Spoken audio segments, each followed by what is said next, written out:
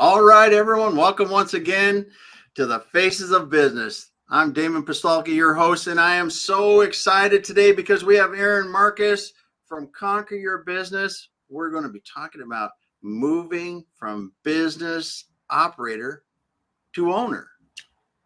Thanks for being here today. Thank you so much. I can't wait to see what else we talk about.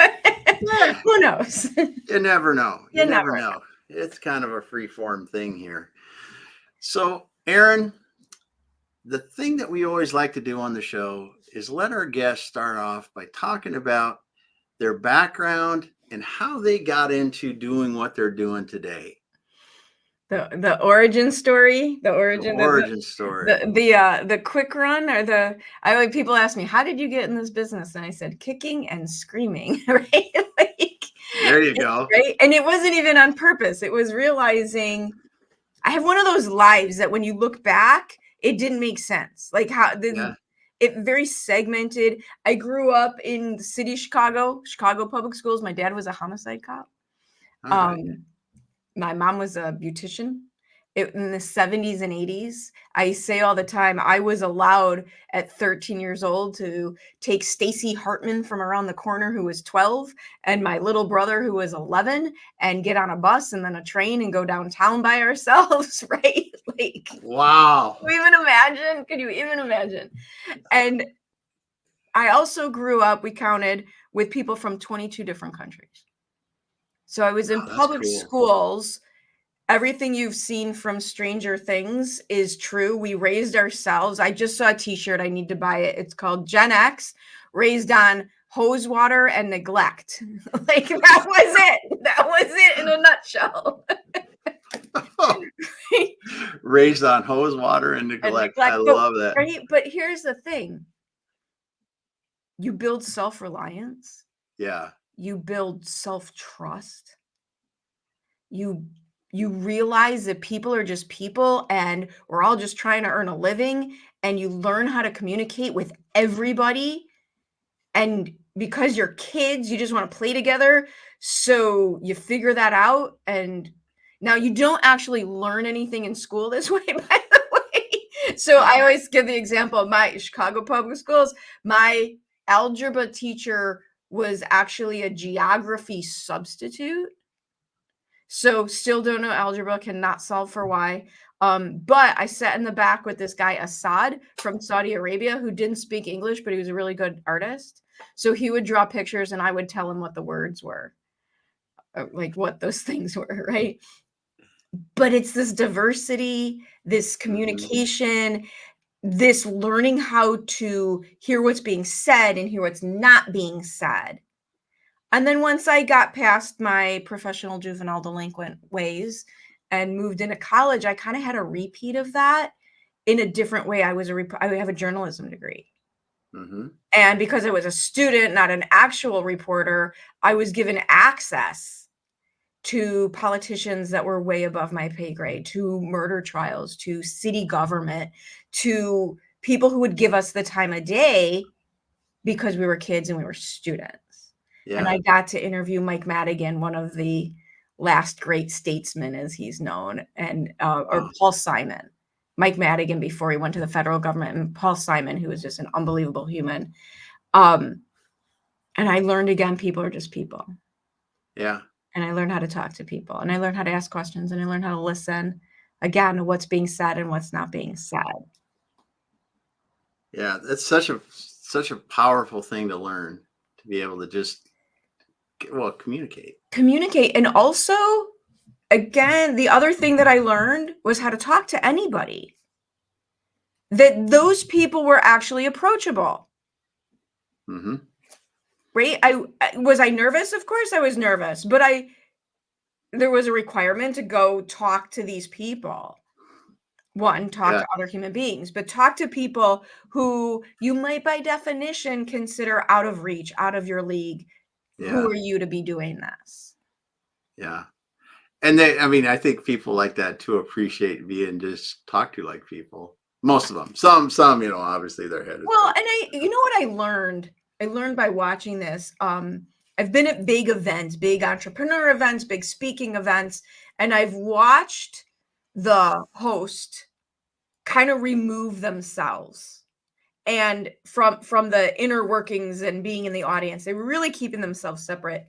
And one, I always wondered, wow, how did they get such a thick skin? Because this is nuts, right? This is nuts. But also I learned how to protect your energy. Yeah. Right? Like what I realized that they were doing, and this is like, I do this in 80 million ways. How do you protect your energy?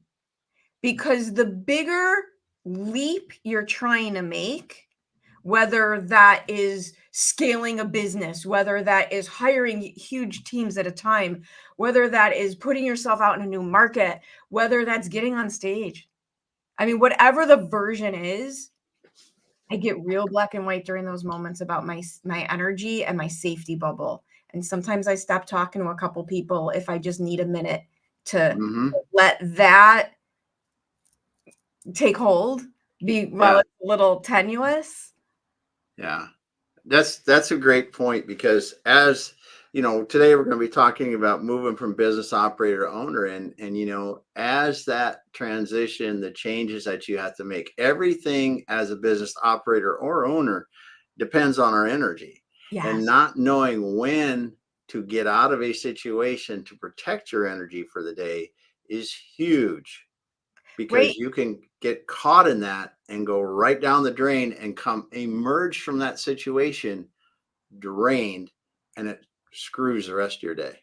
It screws the rest of your day. I read a book. It's a well-known book. I just never I read too much and then I forget what's in which Yeah. book. But they talked about peak performance. I think it was peak performance. Okay. And they studied tennis players because it's an interesting game, right? And the higher level performers recover faster, Mm-hmm. right? It's how can you get back to set Yeah. with your energy? And one of the things I've learned is stay out of reaction mode. That's a huge thing. Stay That's out a of huge thing. reaction mode. Yeah. Because as you said that, I was thinking how that's so important for a business owner to be able to deal with something and then just take that split second to process rather than react right away, because the time to process allows you to think clearly and not just go wow. Wow, It's like, right. Well, and I know I've had this. How many times, even when I was in corporate, and how many times have you had a key team member out of the blue give notice or get sick, and now 5 minutes later you're getting on the phone or the Zoom call with the biggest opportunity of your career? yeah, yeah,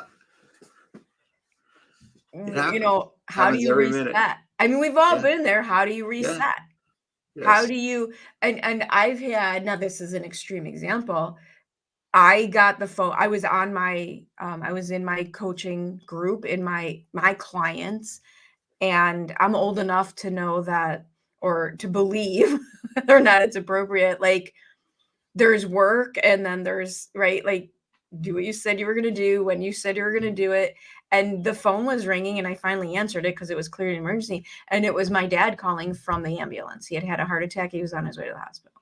woo, And I had 15 people, clients, on a Zoom call looking at me. yeah, Can you compartmentalize for a moment so you can do what you need to do, right? It's not ignoring. I didn't continue, we cut the call early. I drove to Michigan. He's fine. He's yeah. currently in Atlanta judging the collegiate powerlifting competition. So clearly All right, he's fine. that's awesome. 81 years old, so he's fine. But yeah, like, that energy, that resilience, that ability to go from thing to thing, Yeah, yep, right? And I think that is a lot of what, and truthfully, as much fun as I was having in high school, it certainly wasn't the kind of fun you hope your kids are having, right? yeah, Like, it was a little nuts. It was a little yeah, nuts. and learning how to read the room, learning how to interpret what's going on around you, learning how to feel the energy and being able to predict what's going to go wrong, what isn't going to go wrong, where do I need to be. And it just continued. And then, I mean, and after that, it was just jobs. Like after that, it was amazing mentors, amazing mentors. I did my part and showed up and showed that I was willing to put in the effort, and they more than met me halfway. And that's where all the business acumen comes from. And a nonstop desire to learn new stuff. Very cool. Right? Just absorb information. I learned that from my strength finders. Evidently, I can't help it. My top 3 are strategy, visionary, and learner. My brain will take everything you told me, rearrange it, and go, well, just do it this way. Like, nice. Now, if you want me to fill out a form or fix your computer, it's going to be wrong. Yeah. It's going to be wrong. That's or not, do that's anything not the place. visual. If you want a pretty logo, yeah, not me. Awesome. So as you came down this path and you started to you got this experience and you're moving on into well, first of all, let's just say Inger's here this evening. Oh, thanks cool. for saying hello, Inger. And she says continuous learning is so important. That is true. Right? What do they say? The worst 2 words is I know. As soon as you say I know, you've shut down any ability to learn. Yes. It's just it's amazing. It's just amazing when you just open your mind and realize that I don't know a lot of stuff, the majority of the stuff, the vast majority of the stuff, and even less than that I know, and then go out life like that. Like because you really don't, we really know little. And I think people get themselves in a bind. I used to see this in corporate a lot. I see when you feel like you have to know and that your worth and your brilliance are based on, right? Like you don't I will promise you every day that you are better off saying, that's a great question. I'm not sure. Let me find out and I'll get back to you. And then do what you said you were going to do. Yeah. Over making something up or again, reaction mode. People don't mind you going, isn't that interesting? You know what? I'm not quite sure the best thing to tell you to do, but I know where to find the information. It was another book I read talked about, they were having a conversation about Jeopardy winners. Like, oh, wouldn't you love that guy in your team? No, that's just memorization of facts. I can Google any of it. I cheat and make my mom think I'm really smart. But I guess do it all the time. But learning how to think, learning how to communicate, learning how to discern. Those are the skills. Yeah. Those are the skills. So as you moved into helping business owners, you decided that you wanted to be an entrepreneur with Conquer Your Business. Yes. What really was the turning point or decision point for that? So there's 2. Now, I am not the person who had the horrible job and, I'll show them. No, I had amazing people that I worked with. I had amazing corporate career, but it got to a certain age. I think it really was age-based because that's experience-based. I was about 40 and it all felt weird. The work started to feel, the only word I can come up with, and I don't mean this as a negative, but it started to feel contrived. So I was in financial services and we were the go-between middleman between the insurance carriers like John Hancock and MetLife, and then the banks and broker dealers who were selling the product, right? And so you have 3 layers right there. And then you had 5 other layers that wanted to get involved. And the next thing you knew, there were 16 rules and regulations, and they were different for every state. And everyone wanted to make a nickel off of everybody else's dime. And though the end product of the insurance product was amazing and important, and I wholly believe in it, the work I was doing started to feel created just to be work. Yeah. And my mentor at that company, I was like, you cannot believe how grateful I am for this and how this happened. I started to feel like there was something more. And I found out about this franchise opportunity, which was my first leap off the cliff. And I went to him. That was and I felt like I was the right age. I would finally gotten old enough to actually know something, but I was still young enough to still have energy to do something about it. There Right? you go. There's like this window Yeah. there. Yeah. And I went to him and I said, I found an opportunity that I really want to take advantage of. This was after like 12 years and we were very close. And I'm like, I think I really want to go do this. And he stopped everything and he grabbed our lawyer and he grabbed the president and the senior vice president. And we sat down in the conference room and we spent hours. And he asked me a million questions about what are you going to do about this? And what are you going to do about this? And what are you going to do about this? And they looked through the paperwork and he's like, all right, you can go do this. That's awesome. Is that not amazing? That is amazing. Yeah. And the first leap was actually a franchise. I didn't make the full leap. And that franchise, I got my office to the top 10 out of 200 in about 18 months. Yeah. Because I knew business. Mm-hmm. I have an MBA in marketing and executive leadership. The journalism degree always comes in, communicate with intent. Great skill to have. And so I got my business up very quickly. And I had like a team of like 15 people. It was doing really well, but it was in the arena of working with families with aging parents. So you had caregiver burnout. And at the same time, I was up against, there was no barrier to entry in the marketplace. And all my competitors were working under the table. So I'm paying Cook County, Chicago level taxes, workers' comp. It just got to be a losing battle. When you put all these things together. And at the same time, the franchisor had hired me and brought me on to help launch new franchises. And when it was my turn at the networking group to talk about my business, everyone's like, yeah, aging parents, but why are you making money? Like, why is this working for you?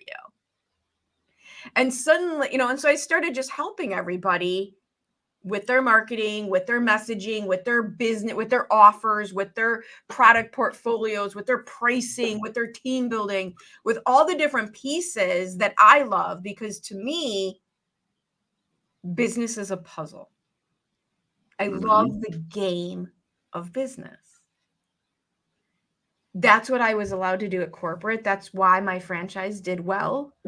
Don't get me wrong, the aging parents were very lovely people, but I loved the puzzle of the business. And so finally, it was much more of letting everything else go and focusing only on this piece that I'm doing rather than seeking it out.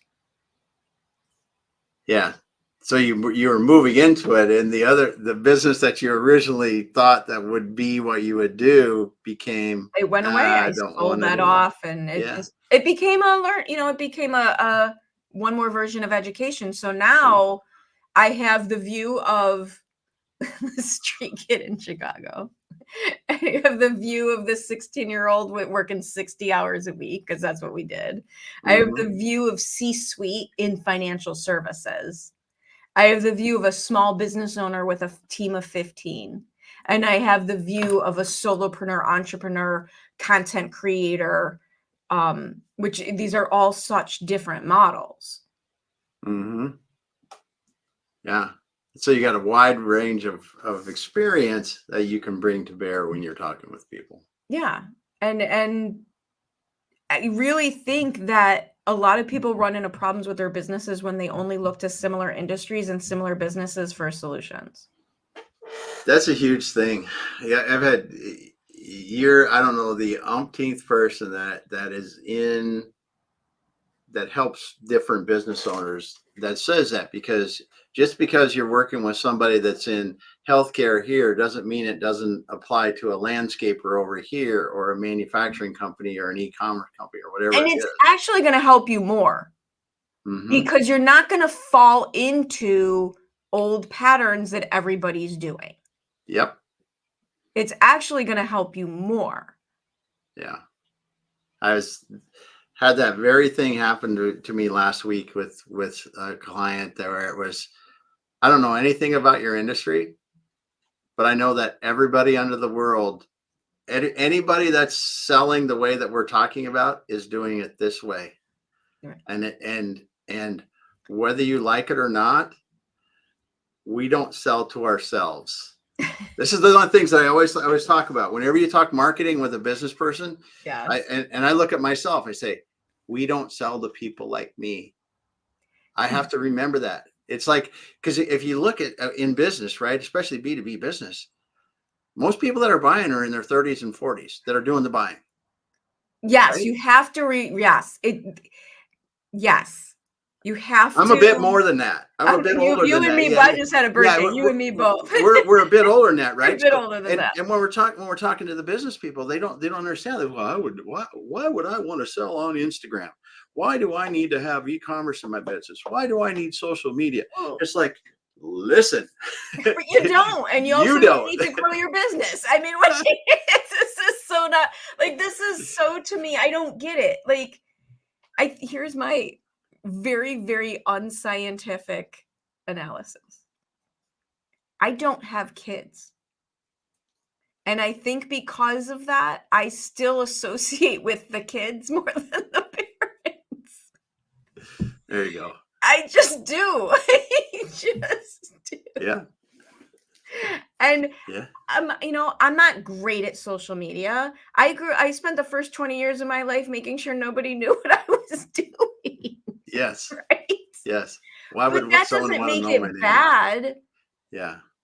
Pick your platform. You and I were talking before we hit live. I have moved my long form content to YouTube. And I did it on purpose. And I did it because one, I'm not going to sound like everybody else because there's no AI version of the same post that everybody's doing, like you're seeing on Facebook and Messenger. So this is it, right? I don't have the Mm-hmm. attention span to be anything else. This is it. You like it, you don't like it. At least you're going to know what you get. I tend Yes. to be a little direct. I won't do this if it's not fun. And the other thing is, people younger than you and me don't Google things, they YouTube things. I was just doing this. I was just telling you got to remember that Google owns YouTube. You got to be smart about this. So this string in my hand that I'm obsessed with. I am in an internship with I don't know, they're not a rescue or sanctuary, with it's called Wings and Talons. I am learning how to work with hawks and owls and falcons so that we can bring them to educate you. What you don't even understand is I'm 5 feet tall. Half these birds are bigger than me. And I literally, before we went on, I've got this string around my microphone stand and I've got a YouTube video playing showing me how, with baby-sized hands, to tie the knots that I need to tie to work with the falconer's knot to work with the bird. I didn't Google it. I went on YouTube. Yeah. Yeah. And that's where people look for education now. Yeah. And I don't understand complaining about things changing. I'll give you a preview. My video that I'm shooting tomorrow is stop waiting for the world to change and go change your world.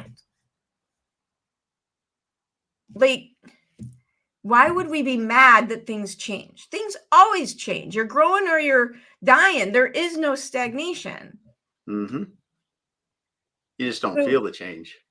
You don't feel the change in the moment, so you don't think it's changing, but it is. But it is. And if you want to rail against change, that's fine, but your business will suffer for it. Yeah. Then don't be an entrepreneur. Be the old man, get off my lawn, right? Like, Yeah. whatever. It's an easier job, that's for sure. Much easier. Like, right. Like, what are we, nuts? This is crazy. Yeah. Why are we doing this again? Yeah. So as you're working with these clients and their business, great how you say it on your LinkedIn profile. You're taking operators and Yeah. help them become owners. Yes. You know, that process, me seeing owners near the end of their careers, I see so many people that never were able to make that Oh, really it's make that terrible. transition. It's And to me, it's harder than starting a business. oh yes, way harder. Way I harder agree. because you go in a business because you love the thing the business does. Yes. And then one day you wake up and you're going to be like, wait a minute, if I'm a business owner, people think that's moving me further away from the thing that I love that the business does.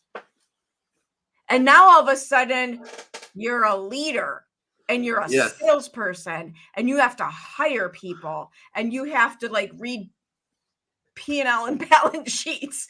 And like there's all these things that have nothing to do with the product you manufacture and the thing that you sell in e-commerce or the teeth that you clean or the pictures Yeah. that you take or any of the things that you do. So the skills that you had to launch your business have nothing to do with the skills that you need to be a business owner. And the way that I describe it is too many people, unfortunately, you think that this journey to business owner is going to be like strolling over a bridge in a garden and it's a nice stone bridge and there's a stream. But really, it's the Indiana Jones bridge. It's on fire. And there's a guy at the other end with a sword. Right? So what do? We retreat, we run away, and we settle. We settle for the business we can pull off instead of the business that we want. And this is where businesses explode because Yeah. you realize as the business owner, and if you're making the error of being the wearer of all hats, you're out of hours in the day, you're out of days in the week. This is not a sustainable business model and it's not a sustainable life model. And that's when you go, screw this. And you Yep. give up on the dream, right? The freedom that you thought you were starting becomes Yes. a nightmare. Yeah. Yeah. And Because the bottom line is, the good news is, it's not more work, it's just different work. You yeah. don't have to do more work. You just have to learn how to do different work. Yeah. It is. It's just like you said too.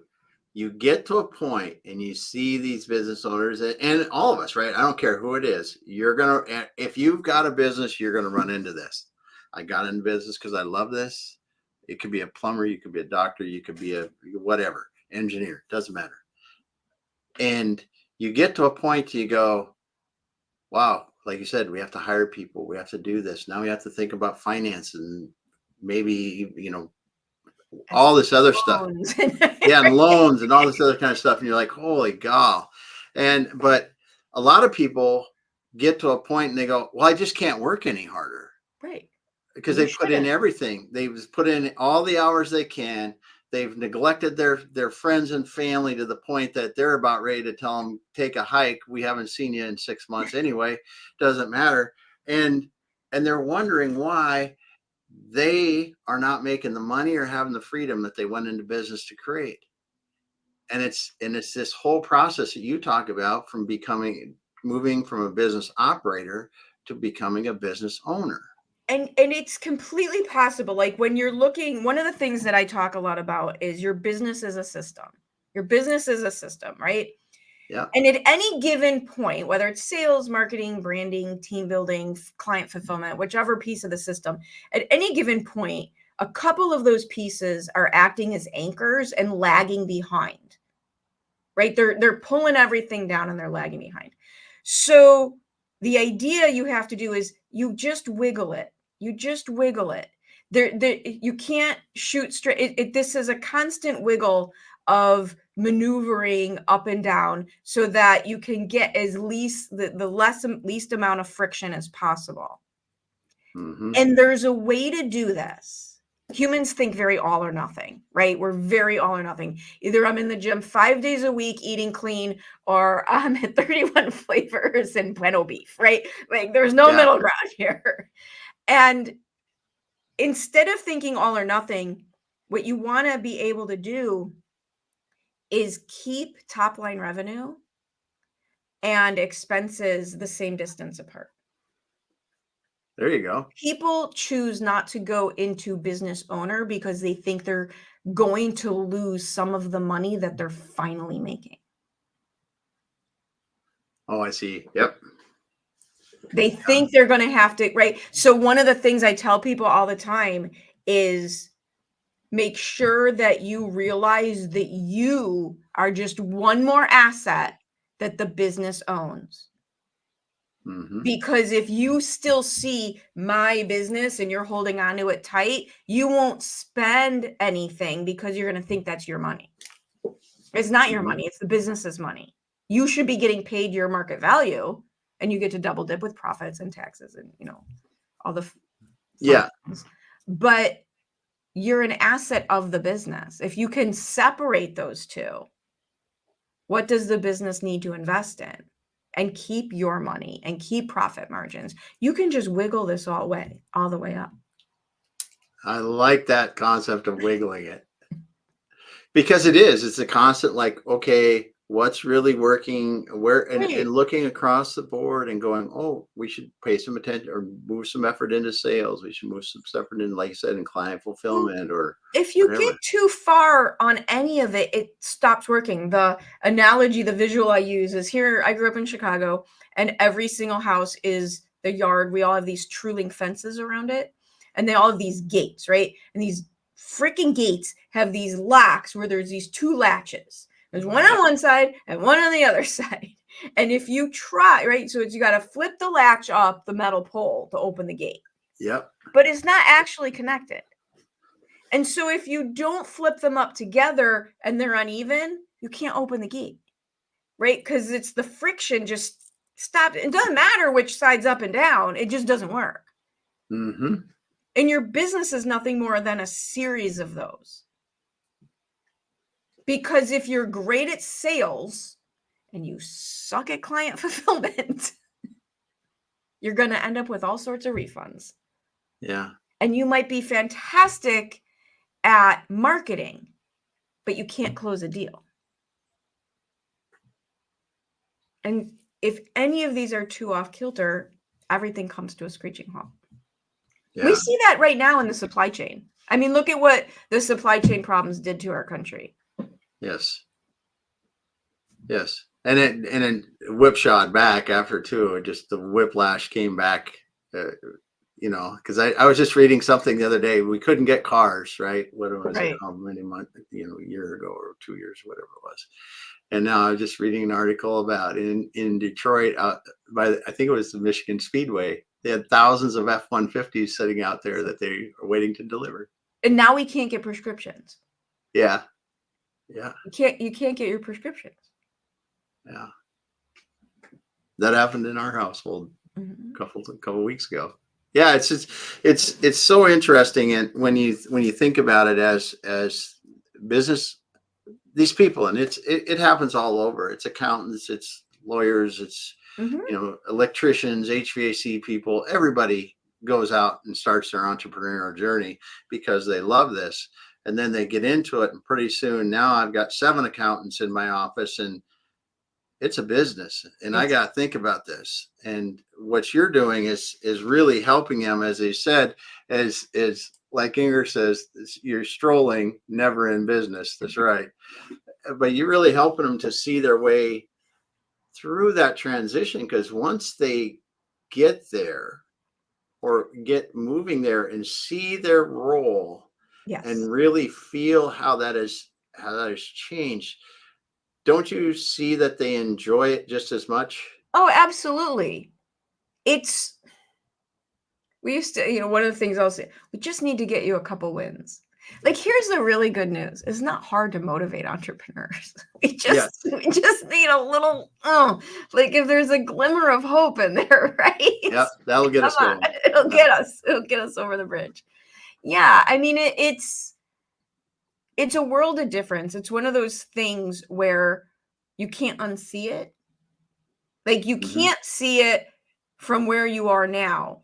But once you're there, it doesn't really unravel because you can't unlearn it. It's a different way of thinking. Yes. It's really what it comes down to is a different way of thinking. The role of a business owner to me is a mixture of visionary and asset allocation.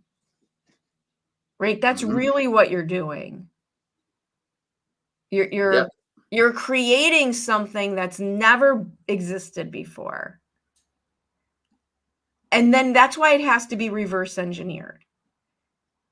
Right? Every time. That's the other big mistake I watch people make, and why it doesn't work is they start at step one. And that's how you start a business. That's not how you scale a business. Yes. In the beginning, you just gotta go do something, right? It's a bit of that, right? But once you get to scaling, you gotta be like, okay, what are we actually creating? And Where are we reverse going? engineer it. What are we doing? What is it, that book, Good to Great, and the whole story about get the right people on the bus? Yep. Is fantastic. But if nobody knows where the bus is going, no one's getting on it. Like, it's not a thing, right? Yeah, the bus isn't going far with the wrong people. The wrong people, right? And that's another thing, completely is a big pitfall on why you can't become a business owner is you're hiring task rabbits instead of hiring for horsepower. Yeah.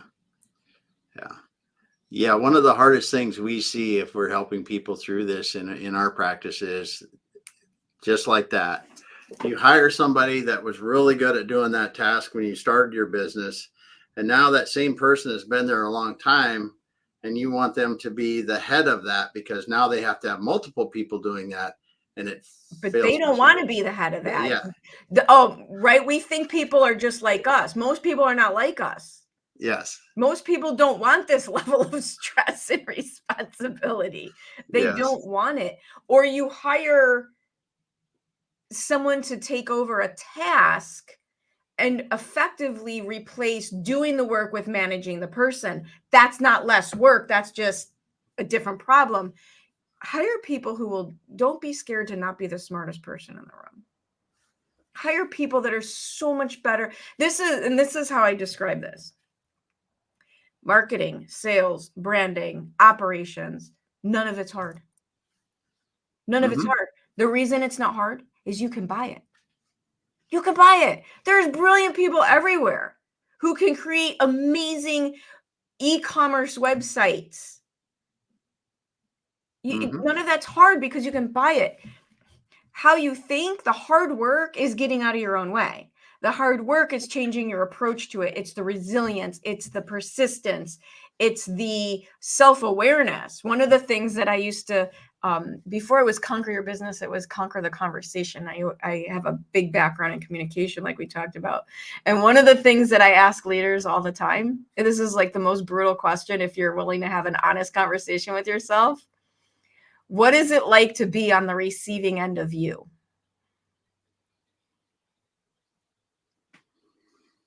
Do you know that in your business? What is it like to be on the receiving end of you?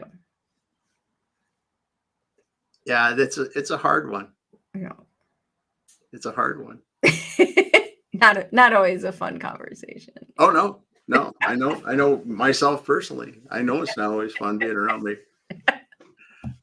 I do know I think about it more today than I ever have, but it still comes back. And I think that's from, really, as you're going to become a business owner, we talked about this a while ago, that responding becomes more and more and more and more important.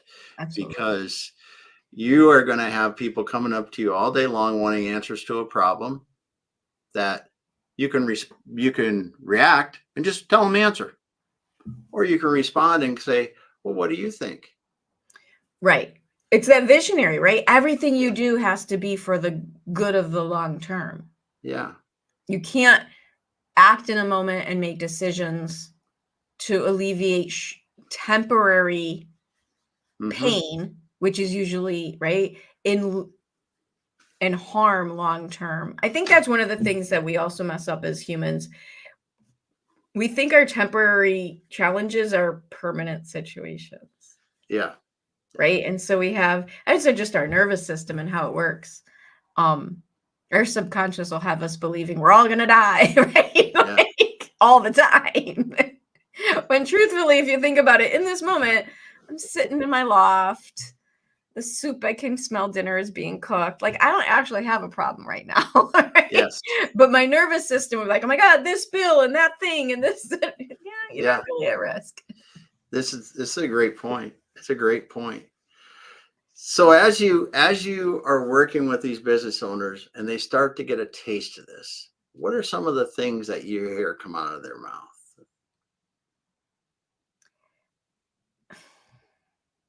I think it's one of the things is, I think we all do this. I wish I would have done it sooner.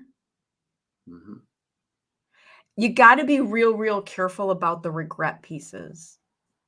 You got to be so careful about the regret pieces. It's very easy. There's a lot of regret over financial decisions that didn't work out and business decisions that didn't work out that you're interpreting as now they're limiting your potential. Ah. Or, right? Like, if I didn't make this mistake, I would have already been all the way up here. Mm-hmm. You don't actually know that. It feels that way, but you don't actually know that. So the frustration, you gotta, right? Even it was a National Geographic that did the study of where in the world people live to over 100 years old more than other people. Mm-hmm. And one of the things all the people they interviewed had was being able to let go. Being able to let go of not being attached to mistakes, not being attached to, right? So that's one to really look out for. Mm-hmm. And the flip side is true also.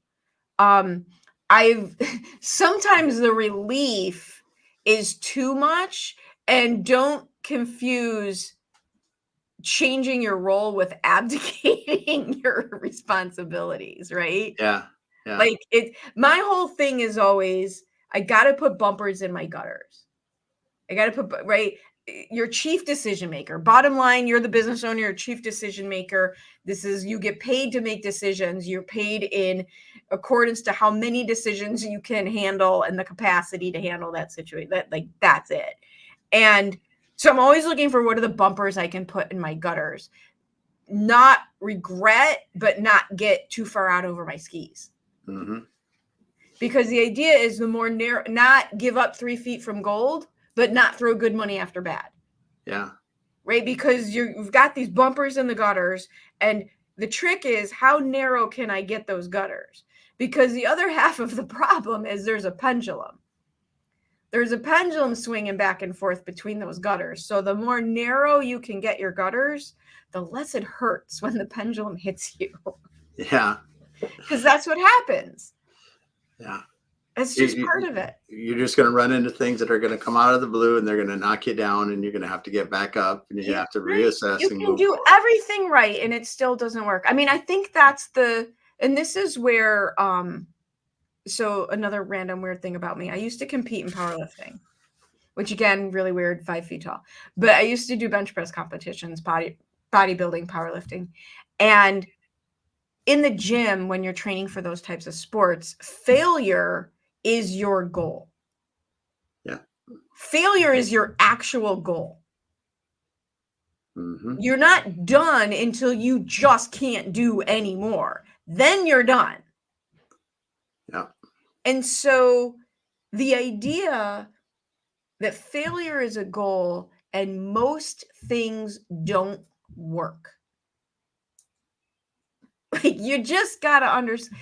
I saw a Gary Vee video on this, and he's so dead on. The problem that entrepreneurs are having today, especially younger entrepreneurs, because they came up during a different understanding of Mm-hmm. the universe, is they want to make 3 decisions. He was so dead on about this. They want to make 3 decisions, and they want all 3 of those decisions to work out. They want to be 3-0. His goal is to be 117 and 82. Yeah. Yep. That's all you can hope for is Right? as a business owner is just make it happens. I don't care. We've been in business longer than a few weeks, and it's every day. Someone said something to me about making a mistake a while ago, and I said, I make mistakes every single day. Every day. This is how I Every know day. on my podcast, the way that I can tell a seasoned business owner is when I ask them, all right, let's lessen people's learning curves. What have you done that hasn't worked? So if we just say, just don't do what I did, you'll be ahead of the game. That response you're having right there, my seasoned guests, they laugh and they go, which one? My newer people get real nervous, like you're not supposed to share the dirty underbelly. I'm like, because it's in an hour, we've got new problems and new mistakes. Like, you just have to be okay with that.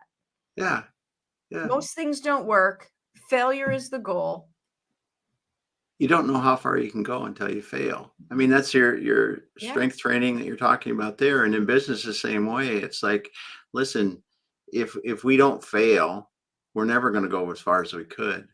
I had a decision that was made in a business a couple of weeks ago, and it was like, we're willing to take the risk if we're wrong. Right. You can mitigate your risk. So one of my favorite, I used to do training for friends, and I had one girl I was training who was new to lifting, and I gave her some 10-pound weights to do bicep curls with. And she said, oh, I can't do that. I said, how do you know? Have you tried? And then this is my favorite. So my dad, this all comes from my dad, does bench press competitions, right? And I used to work at some of them with him. That's how we traveled together. And awesome. The way it works is you tell them how much you're going to attempt to lift. If you don't make that lift, you can try the same weight. You just can't go down. So my dad missed a lift. He competed. He used to compete in judges. He missed the lift. And so when he went to submit for his next attempt, he went up 10 pounds. And the guy at the table looked at him like he was crazy. He's like, how are you going to lift 410? You couldn't lift you missed your lift. And my dad looked at me and goes, well, yeah, I know I can't do that. I already proved I can't do that. I don't know I can't go 10 pounds heavier. I already know I can't go this big. I love it. Yep. If you're going to go for broke. Right. I know I couldn't do the smaller one. Maybe I could do the bigger one. Who knows? Yeah. That's awesome. Well, Erin, we're going to have to wrap up in a couple minutes here, but I really want to just kind of summarize a few things, and we'll have to have you back because you're writing a couple books now, and there's so much other stuff I want to talk about. But what is it that really draws you to help people do this? There's two things. One of them comes from childhood. My point of view on everything. If you don't make decisions for you, people who are not vested in you get to make those decisions for you. It does not make them wrong or bad. They're the doctors, the lawyers. I got bit by a dog when I was 5 years old. This is just one example in my life. I got bit by a dog when I was 5 years old. I have 110 stitches in my face. We're doing video now. You can't even tell, right? Never mind the Zoom filter. You couldn't tell if we were in person. It's okay. Yeah. Went to the emergency room, 1975. Went to the emergency room, and the doctor wanted to stitch me up. And my mom, 4'11", I got an inch on her, and 1975 looked at a doctor and said, no. Is she stable? Well, yeah, she's stable. Then with no internet and no cell phones, we are going to find the top pediatric plastic surgeon in Chicago, and we were going to get him out of his house at 8:00 at night. The emergency room doctor wasn't wrong. His job was to save my life. He knew how to stitch me up. Yeah. But the outcome of that would have been drastically different for me had he been allowed to do what he does. Yeah. So whether you're talking about working with your aging parents, finances, health, your relationships, your business, your career, it's my version of personal responsibility. If you don't make decisions for you, you are giving away that power. And it is the most powerful thing you have to someone else who is not wrong or bad, They just might not have your same priorities. And then the other, so that's been since day one. And the other half of that was when I was in corporate and I was brought by my mentor, who I told you about, into rooms that were way above my pay grade, way above my pay grade. Mm-hmm. And I learned that the difference between people who have and don't have, it's access. The tools work at every level. The financial tools work at every level. The legal tools work at every level. Do you have, I'm not going to at all say there's not racism and sexism and misogyny and systemic problems. But there is access. Mm-hmm. And so that access to information, I really believe the why I choose to use my skills in this niche is that I believe change happens from the ground up. And the more money we can put in the hands of people who will do something with it other than add to systemic problems, that's how the world changes. We should just let that kind of marinate for a little bit right there. It's like I have an opinion about something. No, it's awesome. It's awesome. I mean, Yeah. when you hear why people do what they do, I mean, it's a big deal to understand. Yeah. It's a big deal to understand. It's a big deal when you think about who you want to work with. You kind of want to know why they're in it. 100%, especially when it's right. We're talking about your business. It's your baby. Yeah. There's no separation of heart and soul in business when you're an entrepreneur. Nope. You want to play in the sandbox with people who care about it. Yeah. Yep. Yep. That's for sure. Well, Erin, thanks so much for being here today. I just truly enjoyed our conversation. Love getting to talk to you. Love getting to know you better and just sharing the things you did. I want to say thanks for Inger for being here today. And we had, just get it up here. Someone from the Roofers Rise community was here as well. Thanks for those comments. All the people that were listening that didn't comment, we love that you're out there listening. You can go ahead and hit the replay on this. If you missed it, go back to the beginning, listen to Erin. Erin, how can people connect to you if they want to talk with you further? Awesome. Make it really easy. Here's a marketing tip for you. If you're in business, one call to action, people. One call to action. Please, for the love of all. Right? ConquerYourBusiness.com. You can get links to me, to my social, to all of it is all at ConquerYourBusiness.com. There we go. Thanks so much, Erin. I Thank appreciate you being here today. You're fun. So much fun. So much fun. Thanks, everyone else. We'll be back again next week.